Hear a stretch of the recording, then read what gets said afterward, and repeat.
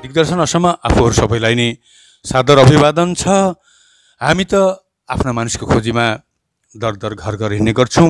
विशेष गरेर म रेवती मोहन तिमसिना त्यही धोको लिएर आफ्ना प्रतिभाहरू, अविकसित प्रतिभाहरू, ओझेलमा परेका प्रतिभाहरू, विशिष्ट व्यक्तित्वका छेउमा जाने गर्छौँ। म फिलहाल अहिले विश्वनाथ जिल्लाको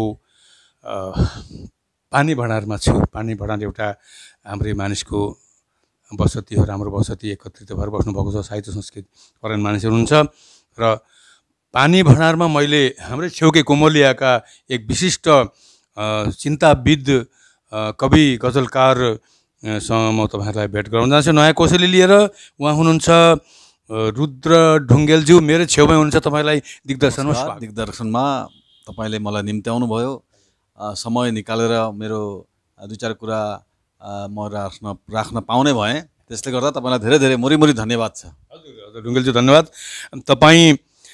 तपाईँलाई हामी विशेषतः पहिलो गजलको पुस्तक लिएर, गजलको कृति लिएर तपाईँ नेपाली वाङ्मय जगतमा आउनुभयो। युवा उमेरमा रोमान्टिक कविता लेख्दछन्, होइन, श्रृङ्गारी कविताहरू लेख्दछन् र एउटा बाहिरको जुन विधा हो गजल भन्ने, त्यसलाई तपाईँले किन मन पराउनु भयो? त्यति तपाईँ रोमान्टिक कविता पनि लेख्नु भएन, नाटकमा पनि आउनु भएन, यसको अन्तरालमा कुरो के छ? सबैमा नमस्कार। फेरि एकपल्ट टक्राउँदै म भन्न चाहन्छु तपाईँको प्रश्नको सन्दर्भमा कि म अलिकति हिन्दी साहित्यको अध्ययन गर्थेँ सानैदेखि र मैले जब यो मेट्रिक पास गरेँ त्यसपछि म यो हिन्दीका गजलहरूको प्रति आकर्षित भएको थिएँ र मैले रोमान्टिकै लेखेको थिएँ। धेरै गजलहरू मेरा रोमान्टिक थिए, प्रेममूलक गजल नै मैले लेखेको थिएँ। तर मलाई त्यो विधा चाहिँ गजलको विधाले आकर्षित गरेको थियो। त्यस कारणले मैले गजलप्रति म आकर्षित भएर लेख्न थालेको थिएँ। तर पहिले मेरो कविता 1995 सनमा प्रकाशित भएको हो। यो पूर्वाञ्चल प्रहरी भन्ने हिन्दी पत्रिकाले एउटा नेपाली सेक्सन पनि निकाल्थ्यो लोहित भारतीमा, त्यहाँ प्रकाशित भएको हो। तर त्यसपछि मैले 2008 सनमा मेरो पहिलो कृति अनुरागका अक्षरहरू भन्ने गजलको सङ्कलन निकालेको थिएँ। त्यसमा मेरो गजल म एउटा यहाँ तपाईँलाई सुनाउन चाहन्छु। यो गजल मौकामा तपाईँले गजल एउटा सुनाउनुहुन्छ, त्यसपछि म तपाईँ गजलका हाम्रो एकजना मुधन व्यक्ति गोविन्द सान्डिल्यका कुरा पनि तपाईँलाई गर्दछु। मैले यो सङ्कलनमा अनुरागका अक्षरहरूमा एउटा गजल त्यहाँ थियो मेरो। म रोमान्टिकै लेख्थेँ भन्ने कुरा म हजुरहरू समक्ष राख्न चाहन्छु। सम्पत्तिमा मेरो निम्ति मर्नेहरू धेरै भए, सम्पत्तिमा मेरो निम्ति मर्नेहरू धेरै भए, विपत्तिमा पर पर सर्नेहरू धेरै भए। पहिले भन्थ्यौ प्यारा तिमी सिउँदाका सिन्दुर हौ, पहिले भन्थ्यौ प्यारा तिमी सिउँदाका सिन्दुर हौ, अहिले तिमीलाई औधी माया गर्नेहरू धेरै भए। रोगाएको शरीरले माया गर्ने साथी खोज्दा, रोगाएको शरीरले माया गर्ने साथी खोज्दा, मुख बिगारी ठुला आँखा तर्नेहरू धेरै भए। बेहुली भई सपना बुन्दै गजक्क भई बस्दा तिमी, बेहुली भई सपना बुन्दै गजक्क भई बस्दा तिमी, मेरो लासमा फुलपाती छर्नेहरू धेरै भए। सम्पत्तिमा मेरो निम्ति मर्नेहरू धेरै भए, विपत्तिमा पर पर सर्नेहरू धेरै भए। विपत्तिमा पर पर सर्नेहरू धेरै भए। अत्यन्त रोचक गजल हो। यसको धेरै कुरा पनि सुनेको थिएँ तपाईँलाई धेरै। अच्छा, यो अब गजल जस्तै अब हिन्दी साहित्यमा तपाईँ अध्ययन गर्दा आयो, यसमा हाम्रो असमका गजलकारहरूको बारेमा केही चर्चा तपाईँले जानिसकेको थियो कि? गोविन्द सान्डिलको प्रभाव पनि केही? तपाईँज्यूलाई म धेरै धेरै नमस्कार गर्न चाहन्छु। उहाँसँग मेरो व्यक्तिगत रूपमा सम्पर्क भएको छैन अथवा भेट पनि भएको छैन त्यसरी, तर उहाँको लेखन शैलीमा म प्रभावित त्यो बेला भएको थिएँ र अहिले पनि म उहाँलाई धेरै सम्मान गर्छु एकजना गजलकारको रूपमा। तर यति बेला चाहिँ उहाँ कहाँ हुनुहुन्छ, के गर्दै हुनुहुन्छ, कृतिहरू आउँदैछन् छैनन् मलाई त्यो थाहा छैन, तर उहाँको नाम म सम्मानपूर्वक लिन चाहन्छु। हाम्रो उत्तर पूर्वाञ्चल भेगमा गोविन्द सान्डिल्यज्यू गजल क्षेत्रमा माथिल्लो स्थान उहाँको छ। धेरै गजलका पुस्तक, उहाँ एकजना शिक्षक हुनुहुन्छ र बहुत जानकार पण्डित पनि हुनुहुन्छ। उहाँलाई हामी सम्झना गर्छौँ। उहाँको घर यता सिराङ जिल्लामा हो, आमटेकापट्टि। र तपाईँका धेरै कृतिहरू, कविता युग्मक भए, दुई हरफे कविताहरू मुक्तक भए, पत्र पत्रिका अथवा पाइन्छन्, हामी देख्दछौँ, होइन, स्मृति ग्रन्थमा पनि होला हो। कविताहरू अलिकति मानिसलाई अलिकति चोट पर्ने गरी अथवा अलिकति केही एउटा विशेष प्रभाव पार्ने गरी तपाईँ लेख्नुहुन्छ। र साहित्यमा त रस र हितको कुरा छ। तपाईँ त्यस्तो खालको किन छान्नुभयो? त्यसको पनि निश्चय नै कविहरूको के एउटा उद्देश्य हुनसक्छ। कस्तो खालको उद्देश्य? मलाई लाग्छ कवि यो साहित्य कविता मात्रै होइन, सम्पूर्ण साहित्य नै यदि केवल मनोरञ्जनकै लागि मात्रै लेख्नु हो भने त्यसमा कुनै सन्देश जाँदैन। एकछिनको मनोरञ्जन मान्छेले प्राप्त गर्छन् पाठकहरूले, त्यसपछि त्यो एउटा विस्मृतिको गर्भमा विलिन भएर जान्छ। तर तपाईँले यदि हाम्रा लेखकहरूले यदि देश, धर्म, संस्कृति यस्ता विषयमा यदि लेख्नु हो भने त्यसले समाजमा निकै प्रभाव पार्छ। त्यसको उदाहरण हामी जान्दछौँ, हामीले जानेका छौँ। भारतको स्वतन्त्रता सङ्ग्राम जति बेला चलेको थियो त्यो बेला त्यति बेलाका लेखकहरूले यस्ता यस्ता लेख, यस्ता यस्ता रचनाहरू, यस्ता यस्ता कविताहरू लेख्नुहुन्थ्यो। हामी रामधारी सिंह दिनकर भए, गोपाल सिंह नेपालीज्यू हुनुभयो, यस्ता यस्ता व्यक्तिहरूले यस्ता उद्बुद्ध गर्ने कविताहरू लेखेर अथवा चट्टोपाध्यायहरू यस्ता यस्ता बङ्गालका यसरी उद्बुद्ध गर्नुहुन्थ्यो। त्यसले एउटा प्रभाव पारेको थियो र सफलता पनि प्राप्त भएको थियो। जनताका बिचमा ती कविताहरूले, ती रचनाहरूले एउटा प्रभाव विस्तार गर्न सक्षम भएका थिए। र मलाई लाग्छ म पनि त्यस्तै एउटा केही लेखौँ, त्यस्तै समाजमा एउटा केही परिवर्तन आओस्, दुई चारजना पाठकले घचघचियोस् भन्ने मेरो एउटा आशा रहन्छ। सधैँ म त्यस्ता प्रकारले लेख्न चाहन्छु र मेरो आग्रह पनि छ लेखकहरूले जसले साहित्यको साधना गर्नुहुन्छ उहाँहरूले राम्रा तरिकाले यो मान्छेहरूका मन मुटुलाई घचघच्याउने गरी लेखिदिनुहोस् न। मेरो त्यो एउटा आशा छ र आग्रह पनि म राख्न चाहन्छु। यहाँ साहित्यकारहरू समाजकै मानिस हुनुहुन्छ, समाजकै सम्पदा हुनुहुन्छ, समाजको चिन्ता गर्नुहुन्छ, समाजको हित गर्नुहुन्छ र साहित्यमा समाजको हित पनि छ। र उहाँहरूले जे लेख्नुहुन्छ समाजको हितका लागि 2 दिन अघि वा पछि स्वीकार गर्नैपर्छ मान्छेहरूले। कि मेरा रचना मुक्तकहरू, कविताहरू, युग्मकहरू धेरै पत्र पत्रिका हुँदै छन् र त्यहाँबाट धेरै व्यक्तिहरूले तिनीहरूलाई उद्धृत गरेर मेरो नाम नभनिकन पनि वाचन गरेको कता कता म चाल पाउँदैछु। अब यहाँनिर मैले एउटा गजल यहाँ राख्न चाहन्छु, फेरि पनि नेपालीको गजल हो यो कुनै दिन आफ्ना लागि बाँचे भने भन्नु मलाई, कुनै दिन आफ्ना लागि बाँचे भने भन्नु मलाई, आफ्नै लागि मात्र सुख साँचे भने भन्नु मलाई, जाति समाज राष्ट्र भन्दै लोकहितमा लम्केको हुँ, विधर्मीका इसारामा नाचे भने भन्नु मलाई, देशको माटो अमूल्य हो यसका निम्ति मर्न सकूँ, देशको माटो अमूल्य हो यसका निम्ति मर्न सकूँ, रुपियाँमा देशभक्ति जाँचे भने भन्नु मलाई, कुनै दिन आफ्ना लागि बाँचे भने भन्नु मलाई, संस्कृतिलाई मेरो जातको मेरुदण्ड मानेको छु, संस्कृतिलाई मेरो जातको मेरुदण्ड मानेको छु, कुनै बखत यस ढाँचालाई भाँचे भने भन्नु मलाई, कुनै दिन आफ्ना लागि बाँचे भने भन्नु मलाई, आफ्नै लागि मात्र सुख साँचे भने भन्नु मलाई। वाह वाह वाह, आफ्नै लागि मात्र सुख साँचे भन्ने मलाई भन्नु मैले वचन दिएँ भनेको अत्यन्त सुन्दर, मार्मिक, अरू खुब समसामयिक विषयमाथि लेखेर तपाईँ लेख्नु भएको छ। बहुत राम्रो कुरो, प्रबल देश प्रेम झल्किएको छ। तपाईँ एकजना देशप्रेमी हुनुहुन्छ, धेरै कुरामा हामी जान्दछौँ। नेपाल भ्रमणमा जाँदा तपाईँको एउटा विशेष घटना एउटा पनि भएको थियो। यहाँबाट सम्मानित भएर भारतका कवि कथाकार कविहरूलाई बोलाएको थियो। नाट्य विधा कुन विधामा हो, कविता मुक्तकको सम्पर्कमा त्यहाँ घटना घटेको म चाल पाएको छु मैले। त्यहाँ कसैले हाम्रो देश विरुद्ध कविता लेखेर पस्किएको कुरो पनि प्रश्न आउँछ। तपाईँले घोर तरिकाले, अनघोर तरिकाले, प्रबल तरिकाले त्यसमा प्रतिवाद गर्नुभयो। ती कुरा रोमन्थन गरौँ न अलिकति।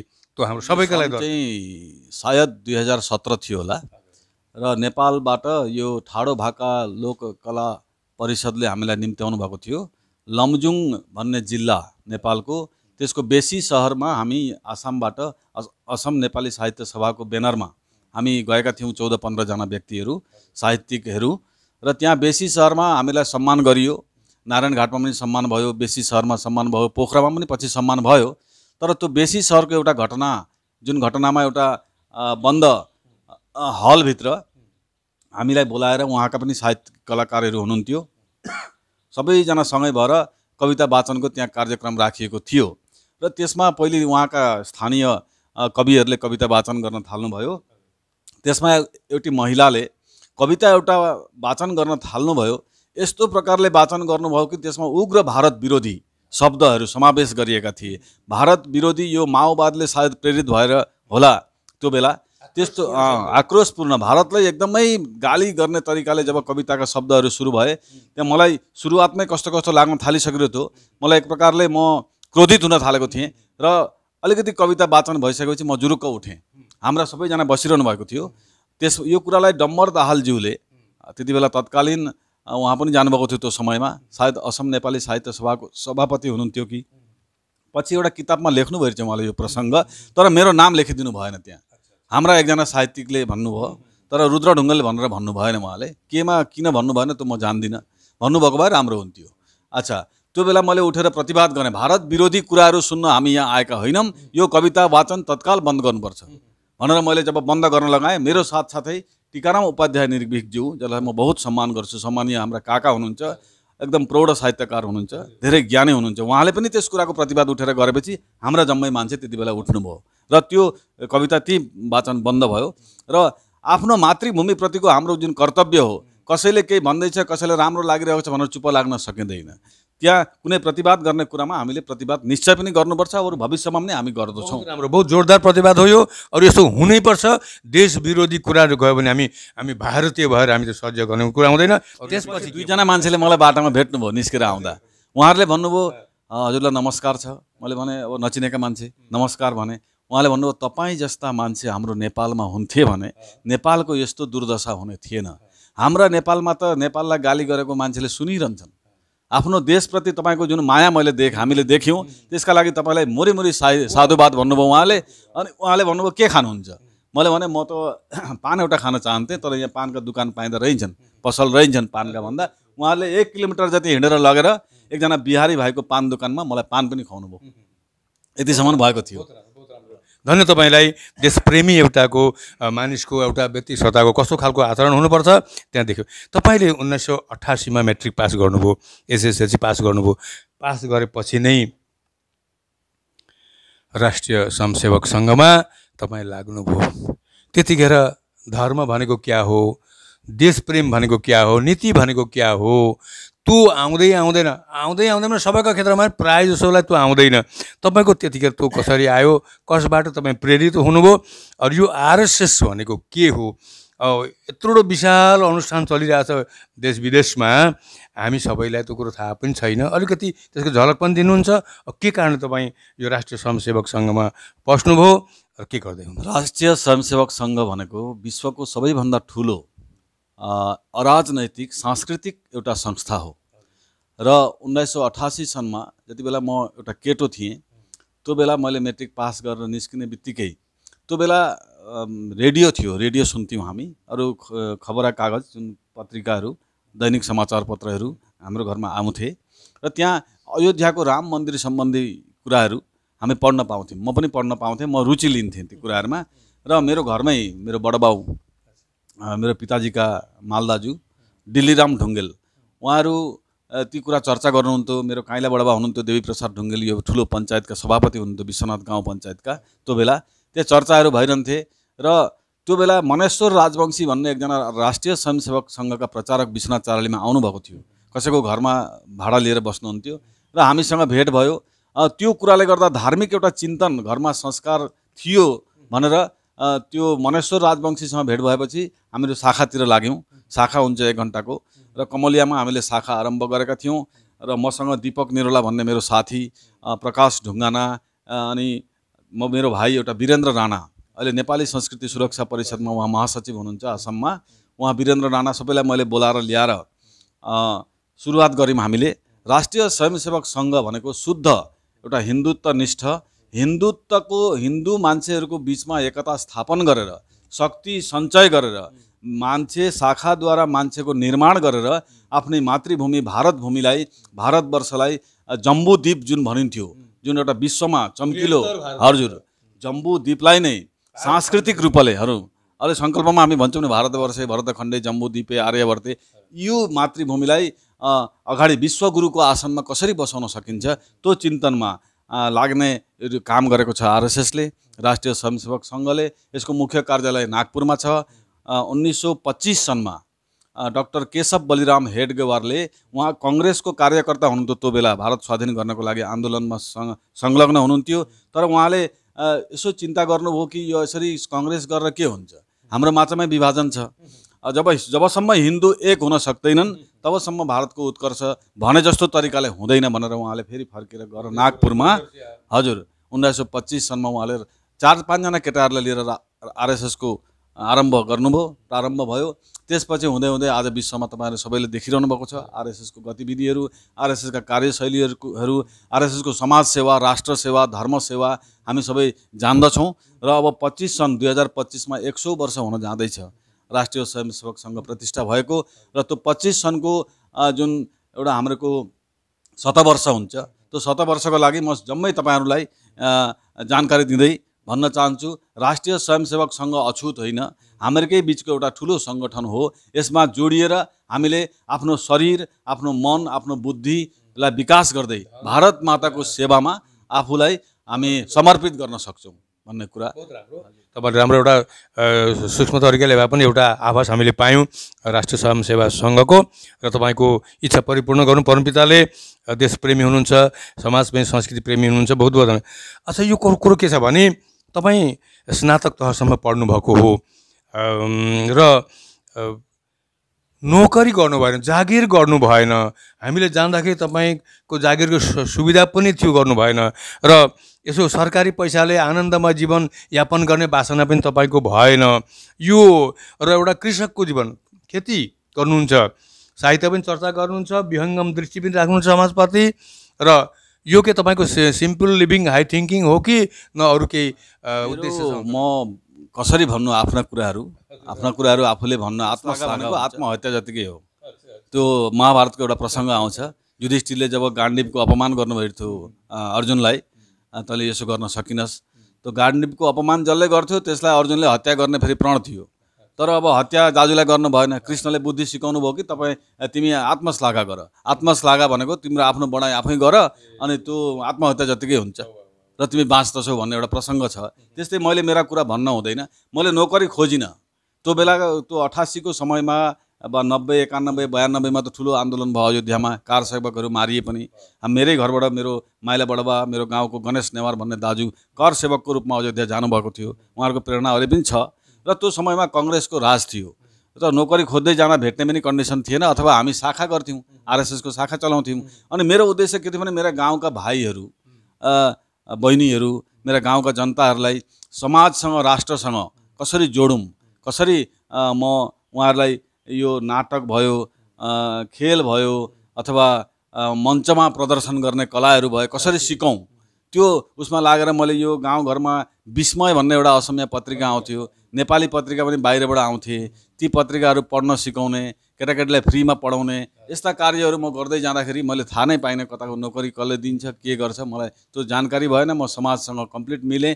आजभन्दा 5-6 वर्ष अगाडि रुद्र ढुङ्गेल समाजसँग एकदम ओतप्रोत थियो। अहिले चाहिँ के हो भने कतिपय घरका कुराहरूले गर्दाखेरि म अलिकति बन्धनमा जस्तो छु।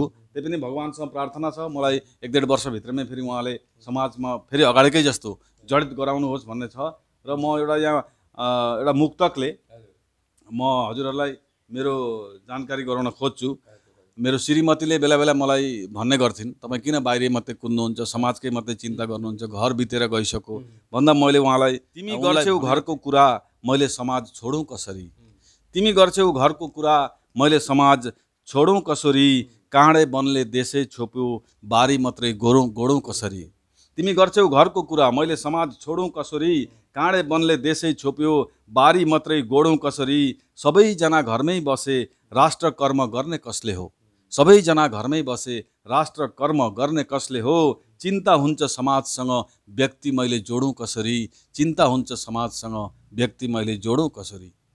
र यस्तो प्रकारको जीवन मैले व्यतीत गर्न पाइयो। समाज सेवाप्रति तपाईँ कसरी उत्सर्गित हुनुहुन्छ कविताको माध्यममा तपाईँले लेख्नुभएको छ, अति सुन्दर लाग्यो, खुब खुसी लाग्यो। अब ढुङ्गेलज्यू, रुद्र ढुङ्गेलज्यू, हामी नेपाली भाषी हौँ र नेपाली वाङ्मय जगतमा, असमेली नेपाली वाङ्मय जगतमा धेरै कवि, कथाकारहरू, निबन्धकारहरू जन्मिनु भएको छ, सृष्टि हुनुभएको छ। धेरै पुस्तक आदि कृतिहरू पनि भएका छन् हो, धेरै भएका छन् निबन्धकारहरू हामी देख्दैछौँ। हजुरको नजरमा, दृष्टिमा अहिले नेपाली साहित्य, असमेली नेपाली साहित्य, उत्तर पूर्वाञ्चल नेपाली साहित्य कतापट्टि छ, के भन्नुपर्ने छ तपाईँको? मेरो दृष्टिमा अहिलेको नेपाली साहित्य राम्रो छ। एक प्रकारले हेर्न जाँदा रचनाकारहरूले आफ्ना रचनाहरू उत्कृष्ट आफ्ना कृतिहरू निकालिरहनु भएको छ, प्रकाशित भइरहेका छन्, देख्न पाइरहेको छ। अनि राम्रा राम्रा कृतिहरू पनि छन्। तर एउटा कुरा चाहिँ यहाँ के खड्किन्छ भनेदेखि हाम्रो नेपाली साहित्य जगतका साहित्यकारहरू कता कता छरपट्ट भएर एउटा एउटा सामूहिक उसमा लागे जस्तो मलाई लाग्छ। एउटा गुटबन्दी कता कता उहाँहरूले 2-4 जनाले भएर एउटा सभा गर्नुहुन्छ, उही के हुन्छ, फेरि अलिक परतिर कहाँ हुन्छ, अर्को गुटले गर्छ, यस्तो खालको दृष्टिगोचर हुँदैछ। र मेरो भनाइ यो छ कि सबैजना हामी एक हुनुपर्छ। सबैजनाले एउटा मञ्चमा ल्याउने प्रयास थियो नेपाली साहित्य परिषद असमको। त्यसपछि फेरि असम नेपाली साहित्य सभा खोलियो, फेरि त्यहाँ समाहित गरियो, समावेश गरियो। यस्ता प्रकारले गर्दा गर्दै अहिले के छ भने अलिकति चौकी प्रति पनि मोह कसैको कता कता भएको पनि देखिन्छ। त्यो नराम्रो कुरा हो। साहित्यको रचना गर्नेले भनिन्छ कि सा विद्या या विमुक्त है, त्यो विद्या हो जसले मुक्तिको मार्ग देखाउँछ, मुक्त गराउँछ। तर आजको तारिकमा, आजको यो समयमा हामी देख्छौँ ती कुराहरू कता कता संस्कृतका किताबभरिमै सीमित रहे। त्यसको अध्ययनको कता कता खाँचो छ र जे मन लाग्यो त्यही प्रकारले केवल मनोरञ्जनलाई मात्रै दृष्टि दिएर लेखिँदैछ। तर आग्रह मेरो यो छ, कसैलाई मैले बिजाउने गरे भनेको होइन। सबैको उद्देश्य र लक्ष्य सराहनीय छ। तर र पनि केही एउटा परिवर्तन हाम्रा साहित्यकारहरूको बिचमा मनभित्रबाट ती कतिपय खटासहरू, ती अमिलापनहरू दूर भएर सबैको छातीभित्र मिठास भरियोस् भन्ने मेरो एउटा आग्रह रहेको हुन्छ, सधैँ रहन्छ। र अनि फेरि अर्को एउटा हाम्रो जातिभित्र पनि एउटा गुटबाजी जस्तो, जातिमै पनि हाम्रो जातीय परिचयमा पनि कता कता सन्देहजनक अवस्था एउटा छ। गोर्खा भन्छन्, नेपाली भन्छन्। अब गोर्खा पनि हौ, नेपाली पनि हौ, केही छैन त्यो। तर त्यसलाई एकदमै त नेपाली भन्नै पाउँदैनस्, एकदमै त्यस्तो खालको कुराहरू चाहिँ ले गर्दा अलिकति त्यहाँ पनि एउटा केही बिथोलिएको जस्तो एउटा स्थितिको निर्माण भइरहेको छ हाम्रो यो असमेली नेपाली समाजमा। र त्यसको पनि निराकरण हुनु आवश्यक छ। किन मन दुखाउने, किन आक्रोश लिने? हामीलाई कसैले वीरत्वको अर्थले भन्छ गोर्खा, ठिक छ, हामी नेपाली हौँ, सांस्कृतिक रूपले भाषा बोल्छौँ, यस्ता प्रकारले हामी नेपाली हौँ, त्यसमा मिल्दा भइएको छ। तर आफ्नो एउटा लबीलाई लिएर आफ्नो एउटा त्यही त्यो दुनो सोझ्याउने बानी राम्रो होइन, त्यसलाई हटाउनुपर्छ। सबै हामी एक हौँ, हामी पनि नेपालीले पनि हामी नै हौँ, गोर्खाली पनि हामी नै हौँ। यसलाई यो अर्थले सरल अर्थमा लाँदाखेरि किन लाँदाखेरि के हुन्छ र? त्यसमा त निर्माण छ, त्यसमा त गठन छ, त्यसमा त एकता छ। र यो कुरा म भन्न चाहन्छु। यहाँ तपाईँले भन्नुभयो, तपाईँले असमेली नेपाली साहित्य जगतका केही गुनासो पनि पोख्नुभयो, भनिदिनु भयो, राम्रो कुरा गर्नुभयो। यो नेपाली गोर्खाली सम्पर्कमा जुन विवाद हो, यो एउटाले अर्कालाई मन नपराउने, गुटबाजी गर्ने, नेपालीहरू नेपाल जाओ, नेपालीहरू नेपालका नागरिक भन्ने कुरो अलिक पच्ने खालको पनि होइन। किनभने युग हामी त्यसरी बसेका छौँ।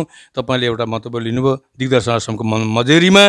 र अब आयो अन्तिम प्रश्नका रूपमा, जुन नवप्रजन्म भन्छौँ हामी असमपट्टि, पुस्ता हो नि त हामीहरूको, जुन नयाँ त्यो पुस्तालाई तपाईँ के मेसेज दिनुहुन्छ, के भन्नुहुन्छ? धेरै भौतारिएर बाहिर पनि गएका छन्, असमयमा पढेका पनि छैनन्, पछि गएर त दुर्बल समाज पो हुन्छ कि हाम्रो जस्तो पनि डर छ हामीलाई। तपाईँ के चाहिँ म साहित्य रचना गर्न खोज्ने विद्यार्थीहरूलाई, जसले साहित्य मन पराउँछन्, उहाँहरूको लागि भन्न खोज्छु, जन्म दिने आमा बिना व्यक्ति अधुरो छ। जन्म दिने आमा बिना व्यक्ति अधुरो छ। एकताको सूत्र बिना जाति शक्ति अधुरो छ। साहित्यको साधनामा भाषा नै हो मूल तत्त्व। साहित्यको साधनामा भाषा नै हो मूल तत्त्व। मातृभाषा ज्ञान बिना अभिव्यक्ति अधुरो छ। मातृभाषा ज्ञान बिना अभिव्यक्ति अधुरो छ। र युवाहरूको लागि म भन्न चाहन्छु, युवाहरूले पहिले त संस्कारित हुनुपर्छ। आफ्नो परिवार, आफ्नो परिवारको रीतिनीति, आफ्नो धर्म, आफ्नो राष्ट्र, आफ्नो समाजको चिन्तन गर्नुपर्छ। पितृप्रति प्रेम राख्नुपर्छ। अनि के भन्न खोज्छु, एउटा मुक्तकले भनेदेखि, देशका युवा विकार पोल्ने आगो बन्नुपर्छ। देशका युवा विकार पोल्ने आगो बन्नुपर्छ। समाज बाँध्ने शक्तिशाली धागो बन्नुपर्छ। एक्लै हिँड्दा दुब्लाइन्छ, जमात भई हिँडौँ, समूहले जाइ लाग्ने खागो बन्नुपर्छ। समूह भई जाइ लाग्ने खागो बन्नुपर्छ। एक भएर बस्नुपर्छ युवाहरूले। कसैको मनमा केही हुन सक्छ, तर एउटा मञ्चमा सबै युवाहरू आउन सके कति राम्रो हुन्थ्यो, कति शक्ति हुन्थ्यो हाम्रो जातिमा। सबै युवाहरू एक भइदिउँ न। हामी सबैले आफ्नो आफ्नो ती गुटबाजी गर्ने नेताहरूका कुरामा नलागेर सबै हामी एक भएर उनीहरू त आफ्नो दुनो सोझन लागेका हुन्छन्, तर युवाहरूले उपलब्धि गर्नुपर्छ हाम्रो समाज, हाम्रो जाति, हाम्रो राष्ट्र, हाम्रो धर्म कुन दिशामा छ र हामीले कसरी अघि बढ्नुपर्छ एक भएर, त्यो चिन्तन युवाहरूले गरून्। मेरो सबैमा करजोडी निवेदन छ। समाजका लागि अघि बढ्ने खागो भई अघि बढ्नुपर्छ, खागो भन्नुपर्दछ। अत्यन्त सुन्दर। अब हामी प्राय प्रश्न सक्यौँ। दिग्दर्शन असम, आज दिग्दर्शन असमको भएर म रेवती मोहन तिमसिना हजुरसँग यो भलाकुसारी गर्दैछु र दिग्दर्शन असमलाई तपाईँ निहाल्नुहुन्छ, मन्तव्य पनि गर्नुहुन्छ र यो दिग्दर्शनको जुन कार्यकलाप हो के देख्नु भएको छ, यसको खामियाहरू, यसको त्रुटि विचित्रहरू केही भन्नुपर्ने तपाईँको छन् कि? अलिकति दिग्दर्शन असमलाई म नमस्कार गर्छु। उहाँहरूको तपाईँको विशेष गरी प्रयास, रेवती मोहन तिमसिनाज्यूको जुन प्रयास हो, त्यो प्रयासले हामीले धेरै बुजुर्ग व्यक्तिहरू, प्रौढ व्यक्तिहरू अथवा युवाहरू पनि एउटा विधामा लाग्नुभएको, ओझलमा पर्नुभएको, कोही विख्यात पनि हुनुभएको उहाँहरूको परिचय तपाईँले राम्रो तरिकाले समाजमा दिँदै हुनुहुन्छ। यो एउटा राम्रो सुन्दर प्रयास हो। सबैले प्रचार गरिदिँदैनन् अर्काको। आजभोलि यस्तो छ कि अर्काको प्रचार गर्दैनन्, केवल मेरै आफ्नै मात्रै प्रचार होस्, यस्तामा लागेका धेरै महानुभावहरू पनि देखिन्छन् र गाम्चाहरू लाउने एउटा आफूले मात्रै पाऊँ। र तपाईँले जुन कोसिस गर्दै हुनुहुन्छ, चेष्टा गर्दै हुनुहुन्छ, तपाईँ प्रयासरत हुनुहुन्छ यो ओझलमा परेका व्यक्तिहरूलाई यहाँ समाजको अगाडि प्रकाशित गरिदिने, र तपाईँको सुन्दर सराहनीय प्रयास छ। दिग्दर्शन असमको दीर्घायु र म उत्तरोत्तर मङ्गल कामना गर्दछु। बहुत बहुत धन्यवाद।